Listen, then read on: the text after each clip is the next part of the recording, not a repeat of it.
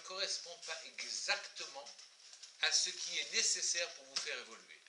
C'est-à-dire, quand vous souffrez, et vous souffrez quelle que soit la souffrance, qu'elle soit une souffrance générale, ça n'a pas d'importance, vraiment, ça n'a pas d'importance.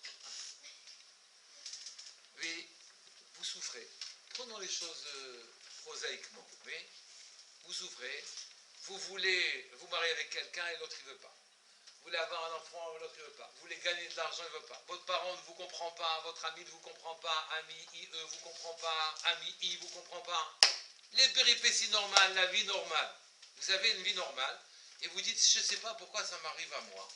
Oui, c'est moi qui n'ai pas de chance, ma vie elle est difficile. Oui, si vous pensez comme ça, vous avez tort. Parce que les péripéties et toutes les aventures qui vous arrivent d'une manière générale sont là pour vous formater et pour aller dans une direction. Rien n'est anodin, rien n'est gratuit, c'est un cadeau particulier qu'on vous fasse souffrir pour que vous arriviez à quelque chose. Vous avez des ressources en vous, insoupçonnées, des vertus qui sont cachées. Il n'y a qu'une seule chose qui peut les révéler, l'épreuve. Donc ne pleurez pas quand vous souffrez, c'est un cadeau qu'on vous fait. Le pire est qu'on vous laisse dans un coin. Toutes les femmes savent que de ne pas être remarqué, il n'y a rien de pire. Oui, c'est ça qui est le pire. Ne pas être dans le film, ne pas rentrer dans la tmouna, comme on dit en hébreu. Oui, mais Akadosh Baruch Hu, il ne vous oublie pas. Donc quand vous prenez une claque, la première chose que vous devez dire, c'est merci. Vous n'avez pas été oublié. Les péripéties de l'existence, elles sont toutes pour ça. Quand les Grecs y sont venus et qu'ils ont conquis Israël, et qu'ils ont dit, d'abord les femmes se marient avec nous, après elles se marient avec les juifs, l'argent qui vient chez nous, vous devez rentrer dans les universités. Quand ils ont dit, vous allez changer de culture et de vie, il faut savoir pourquoi ça nous tombait dessus. Ça nous tombait dessus parce qu'on n'était pas clair. C'est toujours comme ça, on n'est pas clair. Alors qu'est-ce qui se passe quand on n'est pas clair? Ben, l'épreuve fond sur nous, qui est une manière de nous dire, écoute, il va falloir que tu saches choisir, c'est oui ou c'est non. Juif ou pas juif. Mais université, yeshiva. Shabbat ou pas Shabbat. Oui. Les Grecs viennent dire, tu ne fais pas Shabbat. Je dis, mais peut-être qu'au fond de moi, c'est ce que je voulais. C'est pour ça que j'ai amené les Grecs sur moi. Oui. Toutes les épreuves que j'ai sont en train de me diriger ma vie pour savoir, au fond de moi, ce que je veux. Les vertus, les qualités insoupçonnées que j'ai chez moi, elles sont révélées par les épreuves que j'ai. En fait, vous ne savez pas qui vous êtes. Et la vie, elle vient pour vous formater. Donc les péripéties, les souffrances, tout ce que vous endurez, tout ce qu'on endure quand on est adolescent, c'est calibré pour vous faire arriver à construire la véritable vie que vous méritez dans le futur. Est-ce que c'est clair?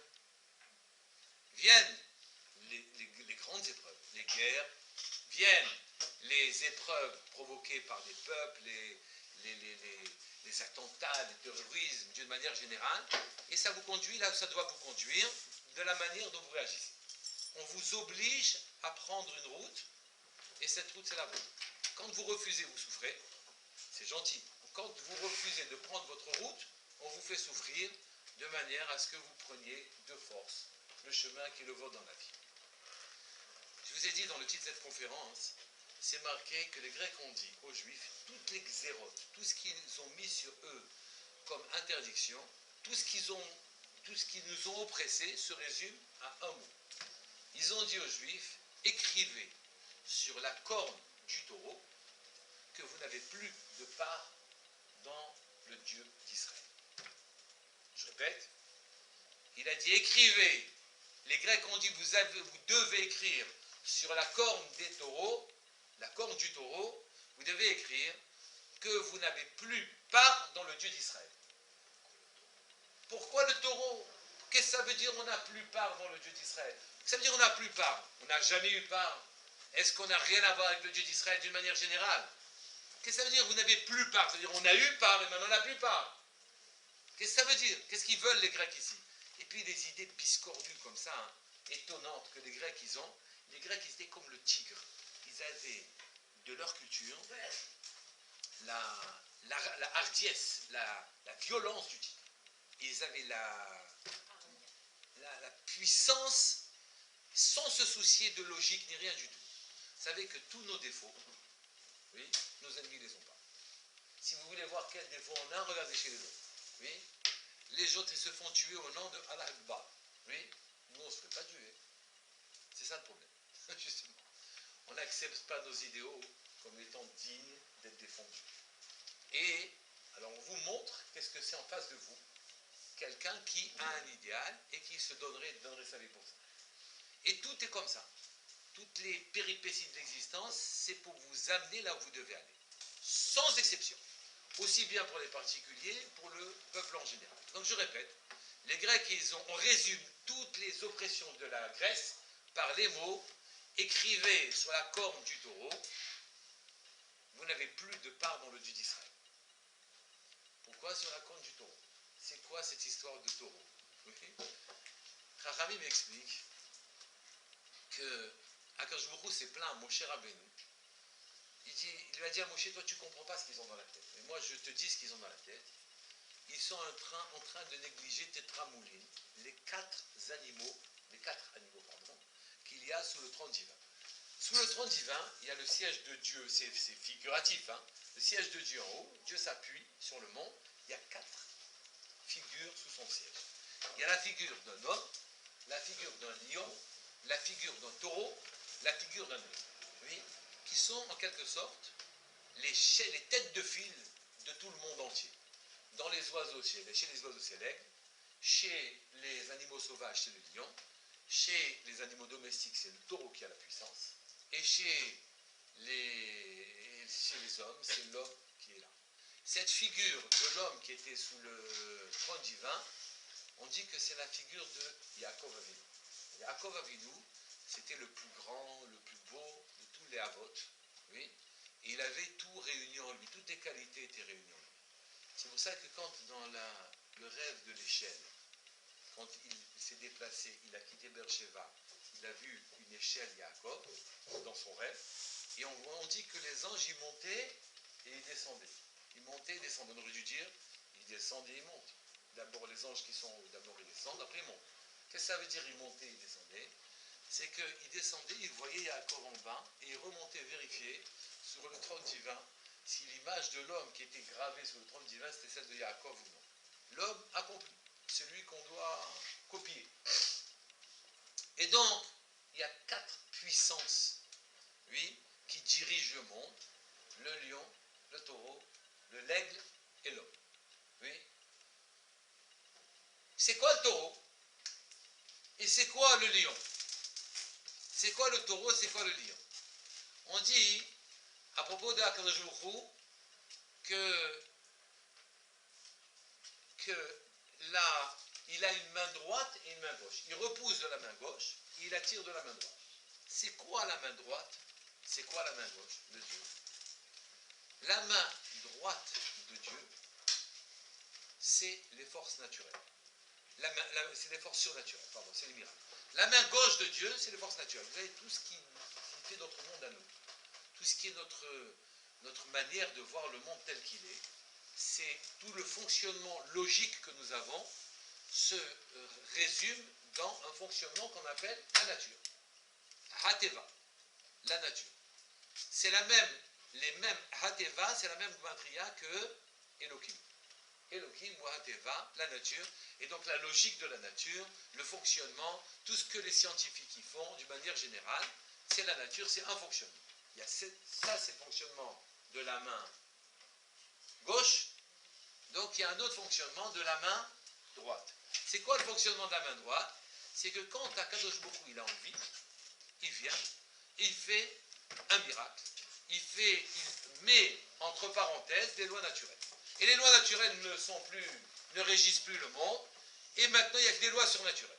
Donc on doit provoquer, il y a deux forces qui réagissent. Le taureau, c'est les lois naturelles, c'est le travail normal, oui. Le taureau, avant, il servait à labourer. C'était la force que j'utilisais pour devenir riche. On ne mangeait pas avant les vaches. On mangeait les vaches, mais on ne mangeait pas les taureaux. Oui. On mangeait les taureaux servaient, c'était la force de travail. C'était l'utilité que j'avais en travaillant, la force naturelle pour devenir riche, pour avoir une bonne vie, etc. Celui qui avait des taureaux, il pouvait labourer ses champs, il pouvait les louer, il pouvait avoir des veaux. Et donc la richesse, le taureau, c'était la manière naturelle de m'enrichir et de progresser dans la vie. À côté de ça, il y a un autre animal qui figure une puissance encore, c'est le lion. C'est au-delà de la force du taureau, c'est la force surnaturelle. Donc il y a deux fonctionnements dans le monde. Un fonctionnement naturel, un fonctionnement surnaturel. Qu'est-ce que vous connaissez comme fonctionnement? Répondez. Qu'est-ce que vous connaissez comme fonctionnement? La logique, la nature, oui ou non? Il n'y a pas de trace du surnaturel dans notre vie. Il n'y a pas d'endroit où vous voyez affleurer, monter des choses qui dépassent les choses naturelles dans notre vie. Répondez-moi. On ne voit pas des choses... dans quoi?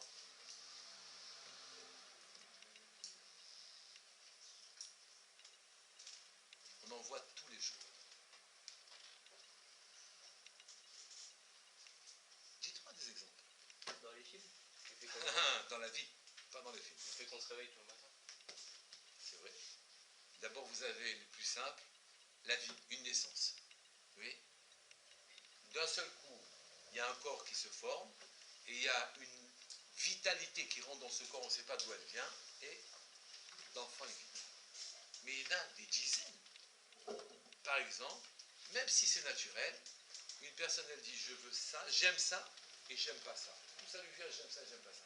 Mieux que ça. Le nuage, il amène la pluie, et il s'arrête juste à un endroit. Oui. Donc ce champ-là, les grains de blé, ils vont être bien lourds, bien formés, et donc ce paysan, il va vendre du blé calibre 4, et son ami, dans le champ d'à côté, il va avoir un calibre 2. Après, il va inventer des lois naturelles. Il va dire, oui, parce que c'est un petit peu plus haut, alors il y a des courants qui poussent le nuage, il s'arrête juste au-dessus de moi, avant moi, etc. Il va trouver des trucs. Oui. Et donc vous voyez que dans les lois naturelles, il y en a un qui est beau, un qui est moche. Pourquoi le pauvre il est moche celui-là? Et pourquoi l'autre il est beau? D'où ça sort? C'est les mêmes lois naturelles. Oui. Un qui a de la chance, un tout ce qui touche, ça descend. Oui. Il met la main, un il met la main dans le caniveau, il sort un lingot, l'autre il met la main dans son coffre, il sort un mouchoir pour pleurer. D'accord? Chacun il a son mazal, vous voyez qu'il y a des mazals. Vous voyez que même dans les lois naturelles, à fleur monte comme ça à la surface un réach, une odeur de choses pas normales. Un, il est riche, un, il est pauvre. Ils ont tous les deux, ils ont ouvert une boulangerie. Un, il a 50 boulangeries au bout de 10 ans. L'autre, il est en train de perdre sa boulangerie, elle marche à peine. Un, il fait des études, il est médecin, il a une clientèle incroyable. L'autre, il a fait ses mêmes études, il était premier, et la clientèle ne vient pas chez lui. Pas comprendre pourquoi. Oui. Un, il se marie avec cette fille, et l'autre qui aimait cette fille ne se marie pas avec elle. Elle dit non. Pourquoi? Il est plus beau, il est plus riche, il est plus intelligent, mais c'est comme ça, elle l'aime l'autre. D'où ça sort? Vous voyez que donc ici, derrière le voile des choses que vous croyez normales, il y a une intervention divine qui est masquée. Il y a quelque chose qui est caché. Ce n'est pas simple. La pluie, elle s'arrête à cet endroit-là. Je vous ai raconté qu'une fois, quand j'étais à Troyes, je visitais ma grand-mère, le nuage, j'ai vu, s'est arrêté au feu rouge. Très civilement, il s'est arrêté, il y avait le feu rouge et le nuage s'arrêtait, il a plu juste au passage clouté. Après, il ne pleuvait plus. J'avais jamais vu ça. D'habitude, on voit ça dans la campagne. Ou bien on voit ça d'avion, le nuage il s'arrête, il pleut là, il ne pleut pas là. Mais là, j'ai vu dans la ville, effectivement, que très civilement, la pluie s'est arrêtée au feu rouge. Je suis monté après, je n'ai pas vu si elle a continué quand c'était feu. Mais vous voyez ici, en tout cas, hein, que dans les choses, même derrière les choses naturelles, c'est comme, la nature c'est comme un gant. Oui. Si vous mettez la main dans votre gant et que vous dites, vous faites des mouvements, si vous demandez à un bébé qu'est-ce qui bouge, il vous dira c'est le gant. Vous demandez à un adulte qu'est-ce qui bouge, il dira c'est la main. L'adulte, il voit ce qui se cache derrière le gant. Le bébé, il ne voit pas ce qui se cache derrière le gant, il voit que le gant. Vous avez le choix. Vous pourrez regarder que des choses naturelles en disant c'est normal. Oui. C'est normal qu'elle l'a choisi à lui parce qu'il est beau. posez pas la question pourquoi lui il est beau. Oui. Et vous oubliez de vous demander qu'est-ce qui se passe. Oui. Comme vous oubliez de vous demander qu'est-ce qui se passe, qu'est-ce qui s'est passé, qu'est-ce que ça cache, vous n'allez pas plus loin que la superficie des choses, alors vous avez l'impression qu'il y a des lois naturelles qui fonctionnent. Oui. Les Grecs, ils sont venus et ils ont dit il n'y a que du naturel. On ne connaît pas le surnaturel. Il n'y a que le taureau. Oui, le taureau, la force de travail, ce qui permet la richesse. Celui qui dit moi je veux devenir trader, comme ça je vais être riche. Ou bien moi je veux devenir industriel, comme ça je vais être riche. Mais tu peux devenir industriel et ne pas être riche. Tu peux être trader et finir en prison. Tu peux pas, tu sais pas ce qui va se passer. Derrière le gant, il y a une main qui agit. Il y a une force naturelle et tu ne peux pas résister. Oui. Ça dépend de ce qui est bon comme vie pour toi. C'est ça qui va arriver. Les Grecs, ils ont dit ça suffit les Juifs. Ça suffit. Avec vos histoires de surnaturel, oui, vous ne pouvez pas continuer. Désormais, vous écrirez sur la corne du taureau. Le taureau, ça rappelle qui? Ça rappelle le veau. Le veau, ça rappelle qui? Ça rappelle le veau d'or. Le veau d'or, écrivez sur la corne du taureau, rappelez-vous que vous avez fait de l'idolâtrie et que Dieu vous déteste. Et puisque c'est comme ça, vous n'êtes plus le peuple élu. Maintenant, hier peut-être que vous auriez eu une part dans le Dieu d'Israël, vous pouviez vivre dans le désert, où là-bas, le miracle, c'était la chose la plus fréquente et la plus commune qui soit. Oui, vous rentrez dans le Mishkan, vous mettez un taureau sur l'autel, le feu il vient et il le prend, devant vos yeux. Oui, mais ça c'est fini, vous avez fait le veau d'or, Dieu ne vous aime plus, vous êtes des ratés. Oui. Écrivez sur la corne du taureau, rappelez à Dieu que vous avez fait le veau d'or. Vous n'êtes pas des gens qui sont capables de faire ça. Restez maintenant dans les lois normales et naturelles. Soyez scientifiques. Oui. Ne commencez pas avec vos lumières, avec vos trucs, etc. Ça ne sert à rien. Faites comme nous. Rentrez dans nos universités, développez le corps et la matière, soyez esthétiques et beaux, travaillez pour faire vos efforts, et vos efforts sont suffisants pour vous amener le succès. Vous rentrez à l'université, vous allez réussir. Vous faites des affaires, vous allez réussir. Oubliez la force surnaturelle qui gère le monde. Oubliez-la. Vous n'avez plus part à ça. Oui, c'est marqué, vous n'avez plus part. Ça veut dire qu'avant, on a eu part. Avant, vous étiez capable d'aller dans le désert.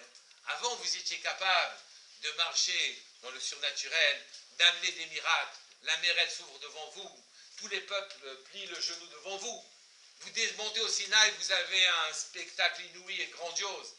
Descend dans la montagne, Moshe Rabbeinu qui vient de nulle part, il reçoit la Torah devant vos yeux. Vous entendez des voix, vous voyez les éclairs, le tonnerre dans l'air, vous voyez un spectacle inouï. Ça vous était réservé quand vous étiez capable. Mais maintenant, vous n'avez plus part au Dieu d'Israël. Écrivez sur la corne du taureau que maintenant, c'est fini. Vous n'êtes plus côté lion dans les lois du surnaturel. C'est marqué que la gauche, c'est la manière dont Dieu il gère le monde de manière naturelle, et la droite, c'est plus fort que la gauche. Elle vient et elle met entre parenthèses les forces naturelles et elle fait des miracles. D'accord? Donc c'est fini. Il reconnaissait quand même. Il reconnaissait qu'on a eu notre temps et que maintenant il est temps pour nous de rentrer dans les gymnases et dans l'université, suivre les voies normales des Gaulites. Il était temps, écrivez ça. Il reste une chose à vous expliquer avant que vous posiez toutes les questions que vous avez en tête. C'est normal, puisqu'on a mis en cause la compréhension que l'on a du monde. Qu'est-ce qui était en cause d'après les Grecs? La compréhension, la manière dont on voit le monde. Oui, c'est normal que, puisque c'était ça qui était mis en cause, qu'on allume des Nerot à Hanouka. La bougie, l'éclairage, la clarté, la compréhension, la vitalité, l'énergie, c'est synonyme, c'est la même chose. Ou la vie, c'est la même chose. Oui. Donc on allume les Nerot de Hanouka. Les Grecs, quand ils sont venus en Israël, la première des choses qu'ils ont voulu faire, c'est de rendre les huiles de la menorah impures. Moi, si j'étais un conquérant et que je rentre dans un pays, oui, les huiles avec lesquelles ils allument leur candélabre, je m'en contrefiche, je ne touche pas. Je prends des gestes, je fais ce que je veux, mais je ne vais pas me casser la tête à rendre impures leurs huiles. Les Grecs, premier souci, les Juifs.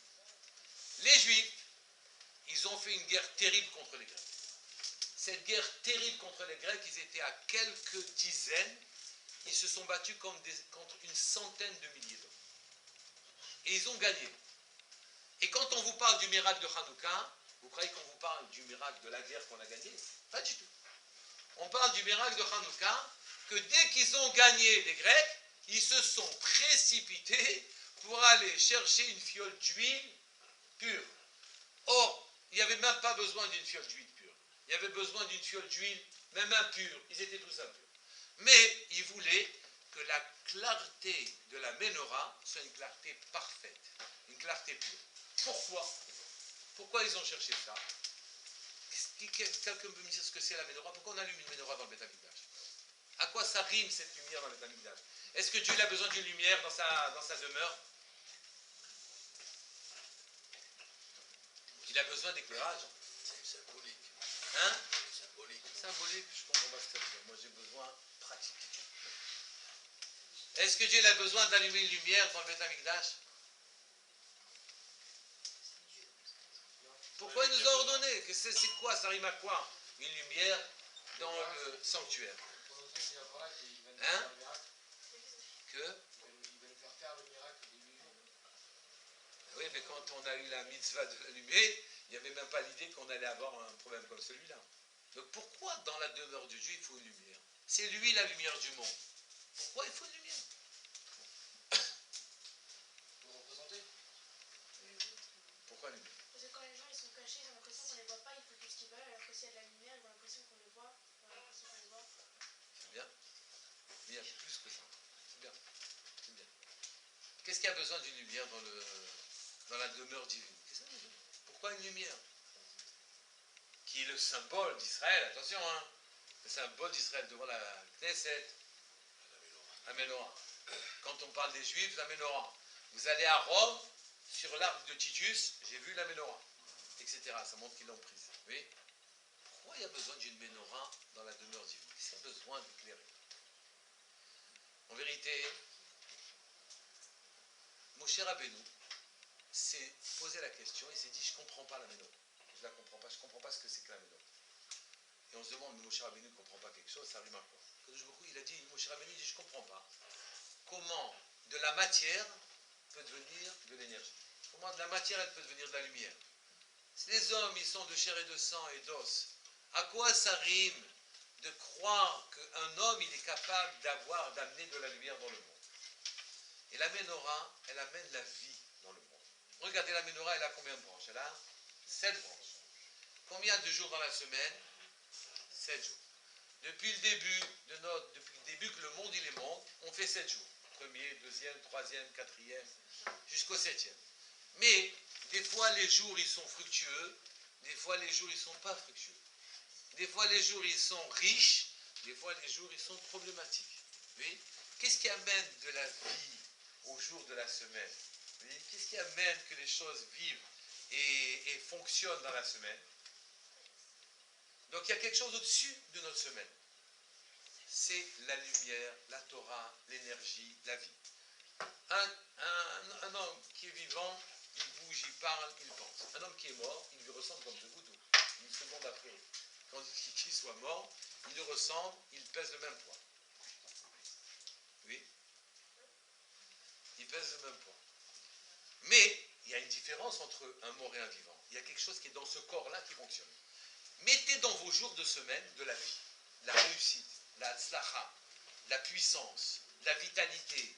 Mettez dans cette vie-là quelque chose qu'on appelle Torah, Chochma, une puissance qui vient dedans et qui vous permet de gonfler ces jours de semaine et de leur donner de la réussite. Oui? Qu'est-ce qu'il y a au-dessus des 7 branches? Il y a de l'huile, il y a du feu, de la lumière. La lumière, c'est la vie qui vient faire vivre ces 7 jours-là en question. Qui vient faire que soit c'est réussi, soit c'est raté. Dans la même semaine, il y a des choses matérielles qui se passent le dimanche, le lundi, le mardi, le mercredi jusqu'au jeudi, ou bien des fois elles sont incroyablement réussies, ou bien elles sont parfois incroyablement ratées. Comme si on avait investi de la vie dedans, ou comme s'il n'y avait pas investi de la vie dedans. À quoi, d'où ça vient que les semaines sont réussies ou les semaines sont ratées? C'est soit vous avez mis de la vie dans la semaine, soit vous n'avez pas mis de vie dans la semaine. À quoi un enfant, un homme, il est vivant ou il est raté, il a de la vie dedans ou il n'a pas de vie dedans? Comment je mets de la vie dedans? C'est la chorma et la lumière et l'énergie qui provoquent la vie de la personne. Vous savez que toute la vie du monde et la réussite du monde, elle vient de la lumière. On a allumé le Kohen, il a allumé la menorah, il a amené de la lumière dans le monde entier. C'est pour ça que les fenêtres dans le Beth Amikdash, elles étaient comme ça. C'est-à-dire que d'habitude, les fenêtres dans une maison, elles sont dans l'autre sens. La lumière rentre et on la diffuse à l'intérieur. Elles sont comme ça. Ça c'est l'extérieur, ça c'est l'intérieur. Et donc les fenêtres permettent de diffuser la lumière dans la maison. Dans le sanctuaire, dans le Beth Amikdash, elles étaient dans l'autre sens. Elles amenaient de la vie et de la lumière au monde. Cette lumière, cette vie, on n'a pas voulu l'allumer avec une huile impure. On a voulu donner une vitalité parfaite. C'est quoi la vitalité parfaite? C'est le sentiment clair que derrière les lois naturelles, tout ce que vous voyez, que vous croyez normal, il y a, derrière le gant, vous sentez la main. Tous les juifs qui sentent la main derrière le gant, que bien que ce qu'on voit, ça suit apparemment des lois naturelles, mais il y en a un qui est riche, un qui est pauvre, un qui est intelligent, un qui est bête, un qui réussit, un qui rate. Vous voyez, derrière la même loi naturelle, il y a des vies qui sont fondamentalement différentes. Et donc on comprend que derrière le gant, il y a une main qui agit. Tout celui qui voit la main derrière le gant, tout celui qui comprend qu'il y a une lumière qui vient donner de la vitalité au monde entier, celui-là il vit comme un juif. Les Grecs ils ont dit ça suffit. Ça suffit cette vision où vous croyez que vous êtes Mashiach, le peuple élu, etc. Rentrez dans le rang, écrivez sur les taureaux, oui, sur la colle, la force naturelle et normale, écrivez désormais que votre vie sera naturelle. Ça suffit, abandonnez vos idéaux qui vous servent à rien, oui, et comme nous, on était un peu vacillants, on aimait bien les Grecs, alors on a été éprouvés, les Grecs sont venus, et nous ont dit, pour nous, ou pour Dieu, ça ou ça. 50 personnes se sont levées, se sont battues contre 100 000, les ont gagnés, et on a repris notre idéal, et on a abandonné l'idéal logique, uniquement logique, pour avoir quelque chose de bien plus complet, où on a d'un côté les forces du lion, et de l'autre côté la force du taureau, d'un côté les forces naturelles, mais ne pas oublier que ces forces naturelles sont dirigées par une main qui est au-dessus de ces forces naturelles. Est-ce que vous avez des questions? Et ça, c'est dans notre vie de tous les jours. Ça, c'est dans notre vie de tous les jours. Tout ce qui se passe comme problème que vous avez dans l'existence, c'est la refus d'avoir une conscience que vous devez prendre en compte ce qu'il y a au-dessus de la nature. Mais si on ne croit pas qu'il y a quelque chose au-dessus de la nature, Alors, on va faire comme quelqu'un qui est sur son autoroute, et que l'autoroute, que je vous dis, tu sais, regarde, ta route, là, que tu crois droite, tu as intérêt à l'incurver. Je t'oblige à prendre ce virage où tu dois prendre conscience d'autre chose. Si tu ne prends pas conscience d'autre chose, tu vas te retrouver devant un gros problème, la route elle tourne, toi tu ne peux pas continuer même tout droit dans ton chemin. C'est pas possible. Et donc notre vie, quand je me fait tout ce qu'il faut pour qu'on prenne conscience qu'il y a autre chose. Tout ce qu'il faut, sans arrêt. Pour tous les problèmes que nous avons, c'est qu'on n'a pas conscience qu'il y a une main qui nous dirige. Sans exception. Pourquoi ils ont rendu les huiles impures? Ils ont touché avec des morts, ils ont touché. Ça, et donc l'huile et le combustible, il était moche, il n'était pas beau, et ça a amené au bout du compte que la clarté qui aurait été fabriquée par la menorah pour le monde aurait été fabriquée par une huile impure. Et donc la compréhension dans le monde aurait été impure, anormale, et aurait affecté toute l'existence du monde entier. Est-ce que vous voyez le rapport avec la vie de tous les jours? Votre vie, tous les soucis que vous avez, sans problème, ils viennent tous de là. On est en train de vous suggérer, mais regarde bien ici, tu dois faire attention à ça. Regarde ici, ça t'arrive, tu n'arrives pas à t'en sortir parce que tu ne veux pas regarder ce qu'il y a derrière. Oui, tu veux regarder que les choses de manière logique. Pourquoi vous ne prenez pas conscience, vous n'essayez pas de voir qu'est-ce qui se cache derrière? Est-ce que vous avez des exemples de ça? En même temps, si c'est notre seule référence, c'est-à-dire si on croit que tout fonctionne de manière logique, c'est notre seule référence. D'accord. Donc, Comment on prend conscience? bah oui, comment on prend conscience? Alors comment un bébé est né? Ben, on aura beau faire tout ce qu'on veut, il y en a chez qui ils naissent et il y en a chez qui ils naissent pas. Ensuite, il faut quand même une sérieuse contribution d'en haut pour donner de la vie à des os, de la chair, parce qu'on est capable de fabriquer des os et de la chair. On n'est pas capable de fabriquer une âme. Scientifiquement, Oui, je aujourd'hui, parle scientifique. on a des explications Ouais. de la création de... Qu'est-ce qu'elle dit la science sur quelqu'un qui meurt? Où elle part son énergie? son énergie. Ah, d'accord. Où elle part? Ça veut dire mourir pour la science, puisque rien ne se perd, rien ne se crée. Où elle est partie la vie qui s'est perdue? Le mouvement qui était chez un vivant. Le cœur et le cerveau s'arrêtent. Donc ça, c'est le corps. C'est le corps, ça. Mais pourquoi il s'arrête? Et pourquoi il marchait avant? D'où ça vient cette marche? D'où ça vient cet arrêt? Pourquoi celui-là il fait tout et ça rate, et celui-là il fait tout et ça réussit? Pourquoi un couple qui se marie, celui-là il a des enfants, celui-là pas d'enfants? Non, ils font les mêmes choses. Non, moi, je vais Et même ils donnent de la tzedaka, celui-là pas Moi, d'enfants. moi, je vais pousser encore le bouchon plus loin. Ici, notre message, on ne parle pas de moi.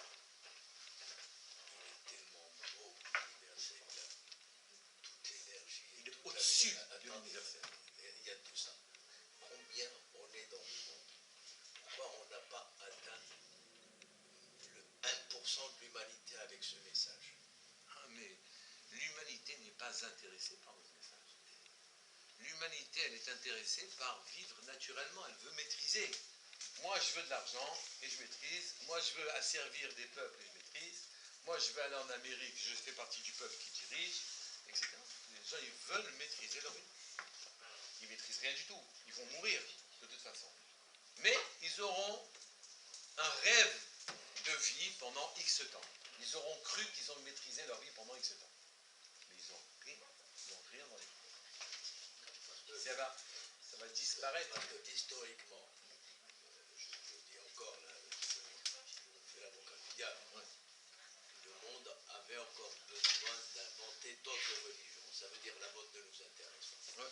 Elle est encore meilleure que la vôtre. Ouais. Ouais, le christianisme est meilleur. Ouais. Est venu l'islam, l'islam est meilleur. Ouais. Donc, ça ne pas. Non, parce qu'il y avait des empires qui se croyaient invincibles. Rome était invincible. Il reste, allez à Rome, vous verrez, il reste des ruines et des draps aux fenêtres. Oui. Vous allez à la Grèce antique, il reste que des ruines. D'ailleurs, ils mettent en avant leurs ruines. Oui. Il y a tous ces grands qui étaient les Aztèques, les Mésopotamiens, le royaume de Our, qui se croyaient invincibles. L'autre, Hitler, qui se croyait invincible aussi. Oui. Qu'est-ce qui reste? Rien. Il y avait des religions, chacun il est venu avec son idée. Qu'est-ce qui reste de leurs idées? Rien. C'est qu'ils ne veulent pas accepter une idée très simple. La Torah, elle était donnée au Sinaï. Nous, on sera là jusqu'au dernier.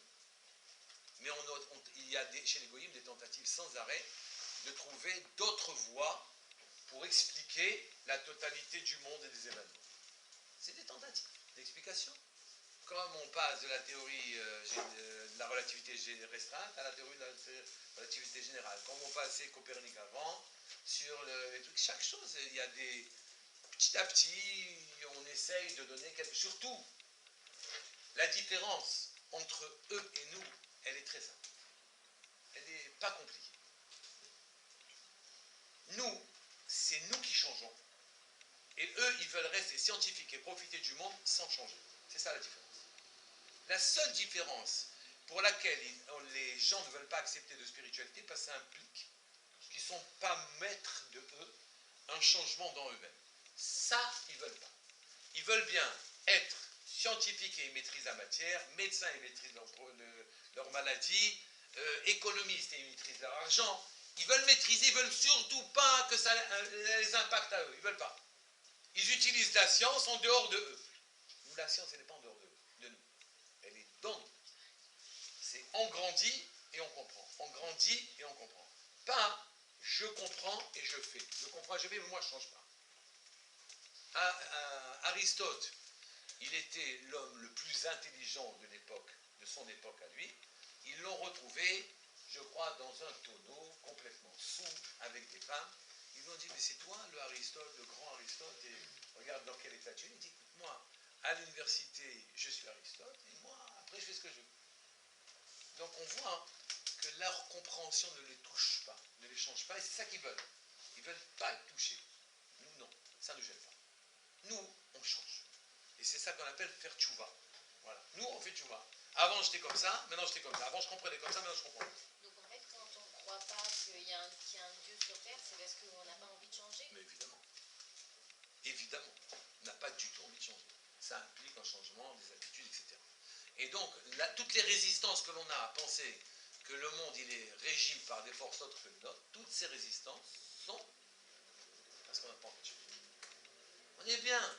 J'ai ma Vespa, je veux l'utiliser, je l'utilise jusqu'à l'heure que je veux Shabbat. Voilà.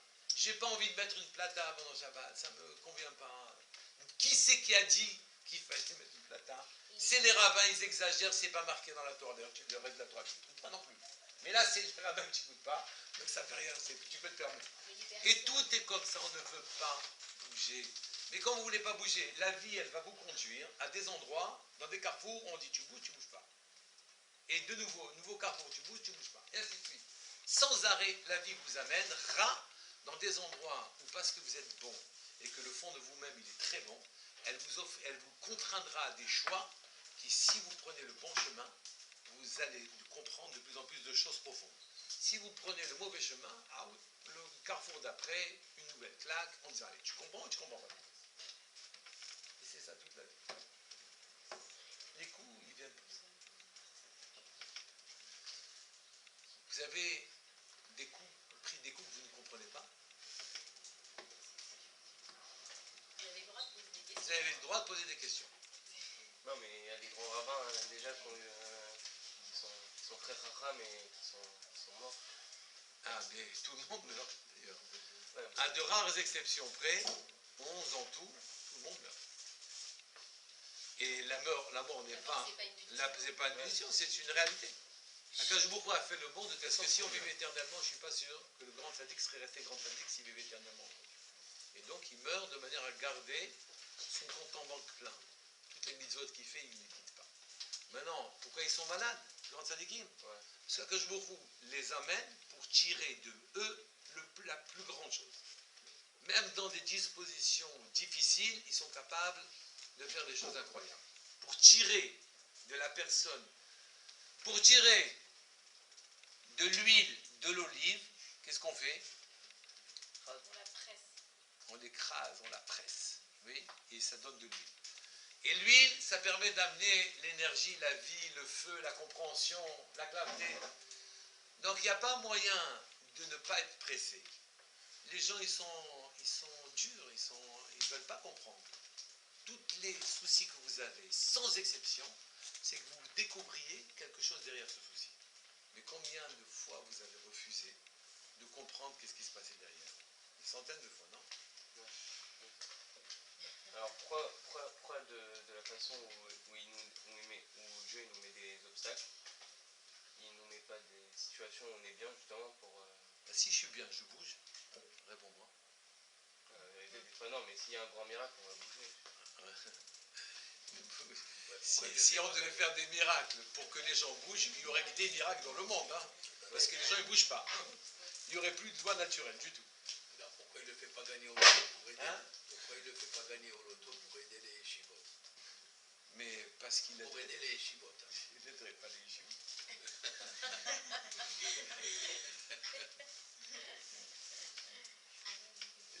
Tout simplement. Il va dire, comme celui qui a demandé de gagner au loto et qui dit Dieu fais-moi gagner au loto, je donnerai la moitié de mes gains au yeshivot. Rien à. Il va chez le curé, il lui demande fais-moi gagner au loto, je donnerai 50% au truc. Il gagne. Il ne donne pas. Il dit, je savais de toute façon que Dieu ne s'est pas trompé, moi je n'allais pas donner. Lui, c'est un Dieu qui ne comprend rien. Il ne gagne pas parce qu'il n'a pas donné.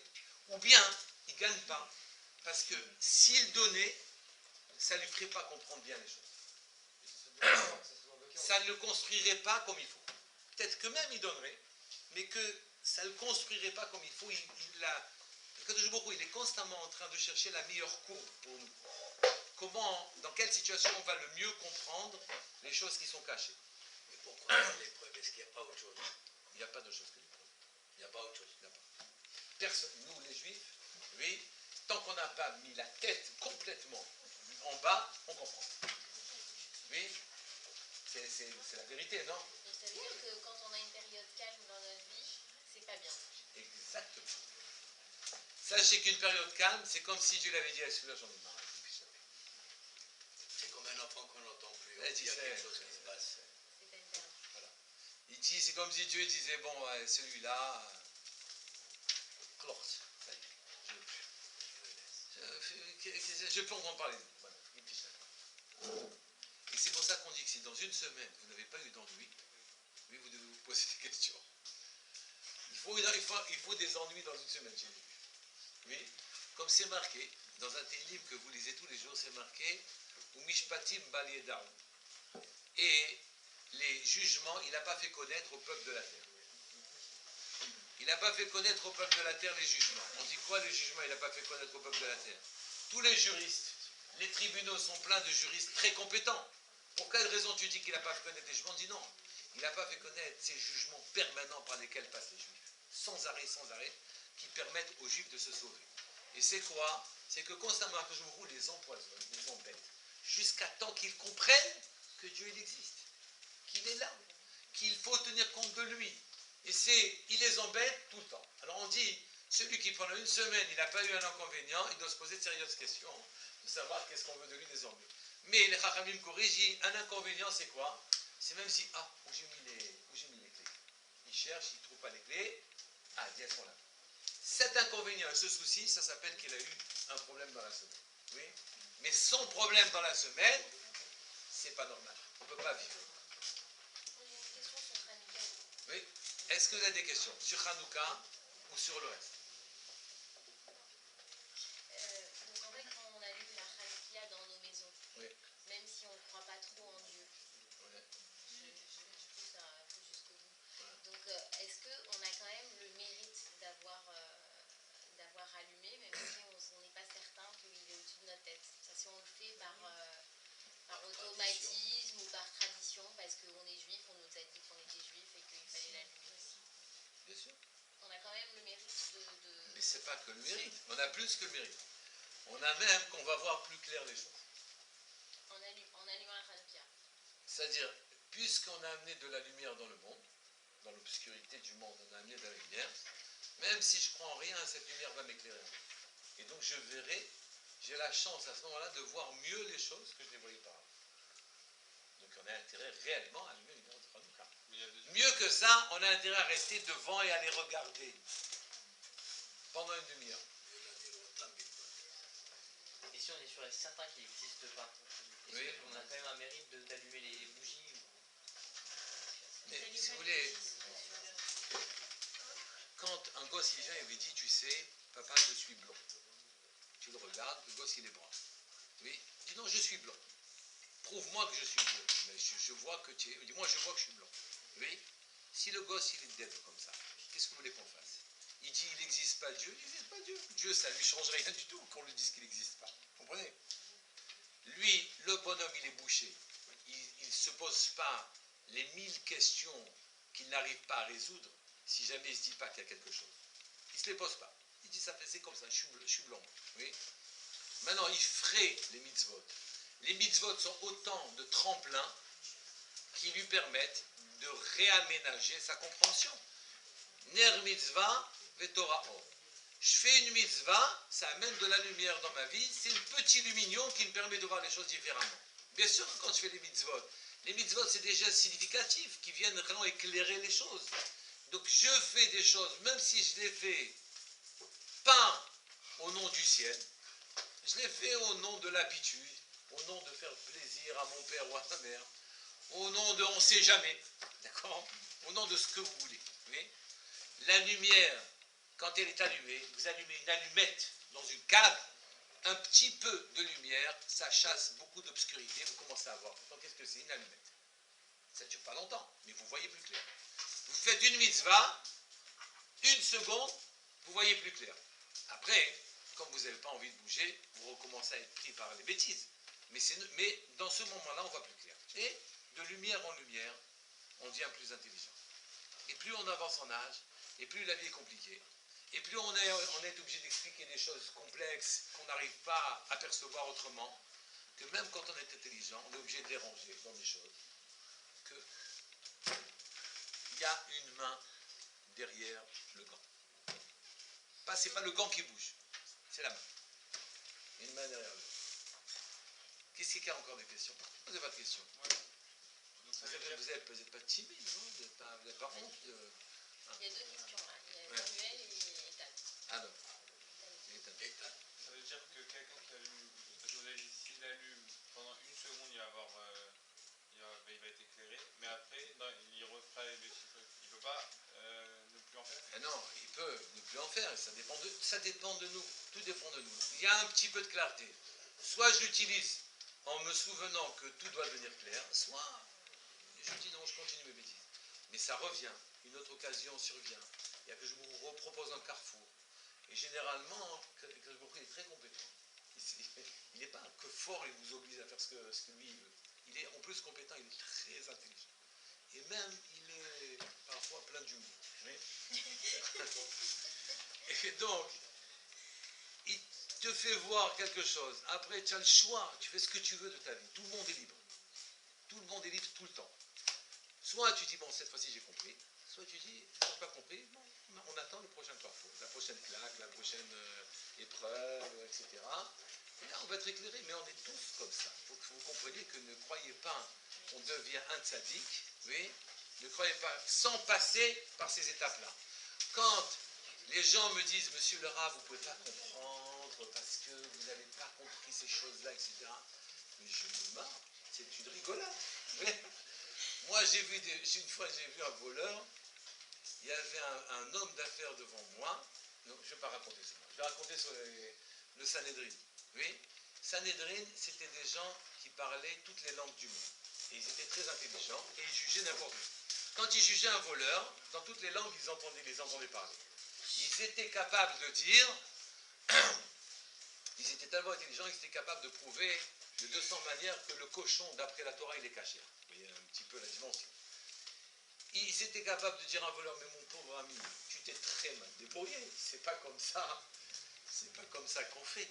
Si moi j'avais été à ta place, pour voler beaucoup mieux que ça, j'aurais fait ça, ça, ça et ça. Toi, tu te fais attraper complètement. Les Talmidei Chachamim savent ce qu'ils font exactement. On est obligé de passer par toutes les étapes pour pouvoir devenir quelqu'un qui remplit sa vie d'une manière éclairée. Quand j'ai dit raconter ça à un cours, il y en a un qui s'est levé et m'a dit, ah, vous connaissez les embrouilles, parce qu'on peut faire des affaires ensemble. Vous connaissez les embrouilles, on fait des affaires ensemble tout de suite. Tout le monde est obligé de passer par toutes ces étapes. On se rend compte, c'est une conquête, c'est une aventure, la vie, pour pouvoir comprendre ce qui se cache derrière le banc. Qui c'est qui avait posé notre question? Peut-être une question, mais je voudrais savoir s'il y a un moyen de réduire la force du Yetzer Hara, en fait. Ah. Non. C'est un combat. C'est une lutte. Et il faut savoir, il n'y en a qu'un seul qui est appelé tzaddik dans la Torah, c'est Yosef. Yosef ha-tzaddik. La Torah l'a nommé tzaddik. Pourquoi? Parce qu'il était très jeune. La femme de son patron lui a proposé ses services. Oui. Elle s'appelait Madame Potiphar. Et Yosef, il est resté dans la maison en même temps qu'elle, il n'y avait plus personne. Et il savait que ça allait mal tourner. Oui. Et qu'il allait avoir beaucoup de mal à lui résister. Et c'était un jeune homme. Oui. et avec toutes les faiblesses des jeunes gens, etc., et la puissance d'une femme mature qui sait ce qu'elle fait, il s'est retrouvé seul avec elle, elle lui a dit, il faut que tu restes avec moi. Yosef, il a compris qu'il ne tiendrait pas, et la Torah a dit, Vaïma'en, Yosef, il a dit non. Il n'y a pas d'autre moyen pour lutter contre le Sahara. Il vient et on dit non, point. Après, on subit les conséquences, n'importe lesquelles, mais on commence par dire non. Si tu dis, d'ailleurs, le Yetzer Hara, il ne rentre pas dans la personne sans permission. Il tape à la porte, gentiment. Il tape à la porte, il dit, est-ce que je peux rentrer? Tu lui ouvres la porte, tu lui entrouvres la porte, il rentre et c'est lui le maître. C'est comme ça que ça marche. Mais si tu veux, tu le laisses à la porte. Tu n'es pas obligé de le faire rentrer. C'est que comme ça que tu peux maîtriser la situation. C'est-à-dire, il arrive ici. Ouais. Oui. Mais on peut combattre le Yetzirara. On peut être au-dessus de le Yetzirara et après combattre avec le Yetziratov, non? Oui, on peut. Tu l'as fait? Bien sûr qu'on peut. C'est vraiment pas facile. C'est-à-dire les grands rabbes d'aujourd'hui, ceux qui... Pourquoi tu me parles des grands rabbins? Parle-moi de toi. C'est nous qui devons. C'est toi qui est intéressant pour toi. C'est pas les grands rabbins. C'est toi qui dois avancer, qui dois maîtriser ta vie, qui dois progresser. Toi, le grand rabbinim, est-ce qu'il a maîtrisé son etc. Ça peut faire au bout du compte. Quand tu regardes bien, lui, il s'en est sorti. Mais est-ce que moi, je m'en suis sorti? C'est ça tout le problème. C'est moi qui dois changer. C'est pas les grands rabbinim. C'est moi qui dois changer.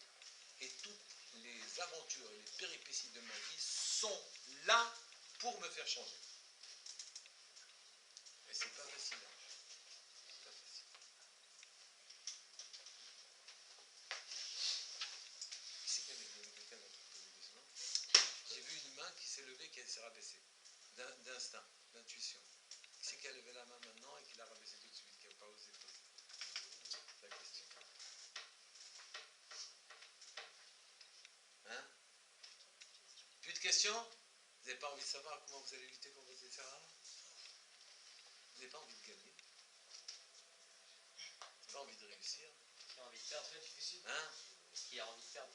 Tout le monde a envie de perdre. Parce que quand je perds, je fais ce que je veux, je marine dans ma sauce personnelle, avec mon petite intelligence naturelle, et je ne bouge pas, je n'ai pas d'effort à faire, et je dis que tous mes échecs, ils sont dus à la faute à pas de chance. Vous connaissez pas de chance? Moi, j'ai rien fait. J'ai pas de chance. En fait, que j'ai à gagner si je gagne. Être totalement et profondément différente. Avoir une compréhension, une clarté, une vie, une énergie totalement différente. Est-ce que c'est bien d'être différent? Ah, voilà. Là, on voit déjà la marque des combats difficiles. Mais là, c'est bien différent, c'est pas différent. Tu te réalises ce que tu as au fond de toi. Nous soulever ce que j'ai dit en début de cours. Toutes les épreuves et l'histoire du peuple juif et toutes les souffrances qu'on a endurées et tout ce qui nous arrive à nous tous, à titre particulier, sont là pour révéler les vertus cachées que l'on a, les profondeurs cachées que l'on a, qui ne sortent que quand on presse. Voilà ce qu'on a à gagner, savoir qui on est. Qu'on ne sait pas. C'est un bon gain, non? Savoir qui on est. Donc, j'ai être différent, c'est être différent des autres ou être différent de celui qu'on a à la base. Différent de soi, les autres n'ont pas d'importance. Différent, savoir qui on est au fond. Vous avez été formaté par des parents, par un milieu, par la France, par des amis, et donc vous croyez que vous êtes ça, mais vous ne savez pas au fond ce que vous seriez si vous étiez dans un autre pays. C'est ce fond-là qui doit ressortir. Et les épreuves le font ressortir. Vous ne savez pas qui vous êtes. Vous êtes bien mieux que ce que vous croyez. Bien mieux. Bien mieux. Oui, mais le conseil si souvent prodigué, soyez vous-même. C'est pas le soyez vous. C'est ce que je viens de dire. Sache qui tu es, révèle-toi ce que tu as au fond de toi. Et si je ne le sais pas moi-même. Mais utilise avec tâtonnement dans les péripéties vont te révéler de ta vie, vont te révéler qui tu es, vis progressivement dans tes réactions. Réagis avec prudence et tâtonnement pour pouvoir comprendre qui tu es au fond de toi. Oui. On a besoin de souffrir autant pour savoir qui on est. Ça veut dire autant. Dans des épreuves difficiles, on a besoin de Sachez que nous sommes Il y a 1000 épreuves. L'épreuve de j'ai perdu ma clé, je ne sais pas où elle est, ce n'est pas facile. De celui qui tombe de vélo, Non, mais il y a des celui épreuves violentes. que sa copine elle le quitte, celui qui a eu 0 à un examen, il y a tous les étages d'épreuves, et à chaque étage, il faut voir ce qui s'est passé. Et il y a la grande épreuve, il y a même la très grande épreuve, celle qui est après 120 ans. Enfin avant, juste avant. Si nos convictions profondes, elles peuvent pas être, elles peuvent pas coïncider avec ce qu'on nous demande de faire pour être sadique ou n'importe quoi, ou un truc comme ça, et ben ça veut dire que si on devient sadique, on renie ce qu'on est au fond de nous-mêmes. Un peu. Alors pourquoi ça Oui. ça veut dire Pourquoi pas? On n'est plus soi-même. Mais plus soi-même en fait, si nos convictions les plus profondes, elles sont pas... Mais on ne sait pas qui on est au profond, on sait ce qu'on est en surface. On se voit avec sa mèche de cheveux, sa Vespa, sa truc soit le frac, soit le veste en cuir. On ne sait pas qui on est au fond. Non mais là je parle de des convictions. On n'a pas de conviction. On ne sait pas qui on est. Si demain on te met dans des situations étonnantes, tu ne sais pas. Le fond de toi, tu ne sais pas qui tu es. Pourquoi des situations étonnantes? On s'imagine qu'on est comme ça quand on se regarde dans une glace. On se confond avec notre image. Mais la vérité, de quoi on est capable, on ne sait pas. Les gens se révèlent devant les problèmes ou devant les situations étonnantes, extraordinaires. Ils se révèlent différents. Un, il croyait qu'il était bête, il était intelligent. L'autre, il croyait qu'il n'était pas courageux. Il est courageux, etc. On ne sait pas. Ils peuvent se révéler aussi par leur réussite. Moi, j'arrive à ça. Oui, par leurs efforts. Donc tout passe, mais c'est une épreuve. Un effort, c'est une épreuve. Quand je suis devant ma feuille blanche, je dois travailler, j'ai lutté. Ça, c'est une épreuve qu'on connaît bien, la feuille blanche. Mais les autres épreuves, on a l'impression que ça nous tombe parce qu'on n'a pas de chance. C'est faux. Ça vient, toutes les épreuves sont mesurées à la personne.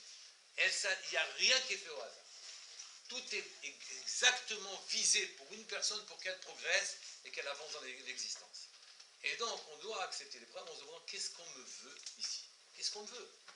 Qu'est-ce qui se passe ici? Pourquoi ça me tombe à moi dessus? Et vous devez accepter, un, si vous n'acceptez pas, vous ne pouvez rien faire. Un, j'accepte. Deux, pourquoi, comment, qu'est-ce qu'on veut de moi? Et c'est comme quand la route prend un virage, surtout n'allez pas tout droit. Ou épousez ce que la route vous contraint de faire. Épousez ce que la vie vous contraint de faire. Avec intelligence, je ne vous demande pas de vous trahir. Je vous demande simplement de comprendre et de réagir intelligemment pour vous découvrir dans cette nouvelle situation. Les Grecs, ils ont dit, alors on revient aux Grecs, les Grecs, ils ont dit, mais tout est naturel. Quand il arrive des choses qui sont étonnantes, c'est la faute à pas de chance. Il n'y a pas de force au-dessus de ça. C'est un hasard. C'est le hasard. Oui, c'est le hasard. Et les Grecs ont dit, ça suffit les Juifs. Oui, vous descendez du Sinaï. Vous n'êtes plus le peuple élu, écrivez sur la corne du taureau, vous n'avez plus part dans le Dieu d'Israël, c'est fini pour vous maintenant. Vous avez fait le veau d'or. Maintenant, le peuple élu, c'est nous les Grecs. Après, le peuple élu, c'est nous les Romains.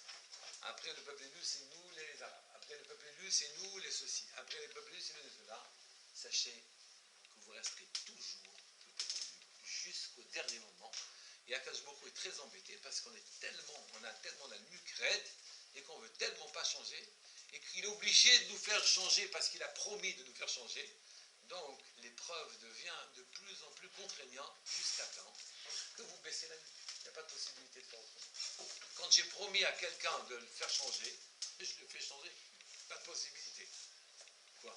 Je n'arrive pas à trouver un extrait de cette question, mais par exemple, ce qui se passe aujourd'hui dans la rue. Laissez mots sortir. Ce qui se passe aujourd'hui dans la rue, quand on porte la kippa et on se fait remarquer, on risque de se faire agresser et toutes ces choses. C'est aussi des. Oui. Des épreuves. Oui, c'est une épreuve. C'est est-ce que tu veux vraiment la kippa ou non? Est-ce que tu as envie de te montrer comme juif ou non? Est-ce que ainsi de suite, avec d'autres halakhot, que tu ne te mets pas en danger tu ne te mets pas en danger de manière à pouvoir continuer de vivre. Ou bien tu ne te mets pas en danger parce que tu veux devenir goy. Tu comprends? Tout ça, c'est une sollicitation de la vie pour que tu prennes ta direction. Et tout est comme ça. Donc la kippa, on la porte dehors ou pas? Écoute, si jamais tu passes dans une mosquée, je ne te conseille pas de mettre la kippa. Si jamais tu passes dans le quartier juif, mets ta kippa. Oui. C'est pas... Ne provoque pas, mais sois au fond de toi ce que tu dois être. Ça, c'est pour la kippa. Mais cette sollicitation, elle est dans tous les... C'est dans tout. Dans tout. Est-ce que je ris avec cette personne ou je ris pas? Est-ce que je dis un mauvais mot ou est-ce que je dis pas un mauvais mot? Est-ce que je dis une blague ou est-ce que je dis pas une blague? C'est un choix qui est chez tout le monde en permanence. Tout le monde. Et dans ce cas-là, en réagissant correctement, j'avance un peu plus sur mon chemin. Et pas le chemin de quelqu'un d'autre. Bon. Tous vos problèmes sont résolus maintenant, puisqu'il n'y a plus de questions. Vous n'aurez plus de soucis du tout. Les lumières de Hanouka vont éclairer votre vie. Les lumières de Shabbat aussi. Et vous verrez plus clair. Vous verrez la main derrière le bas.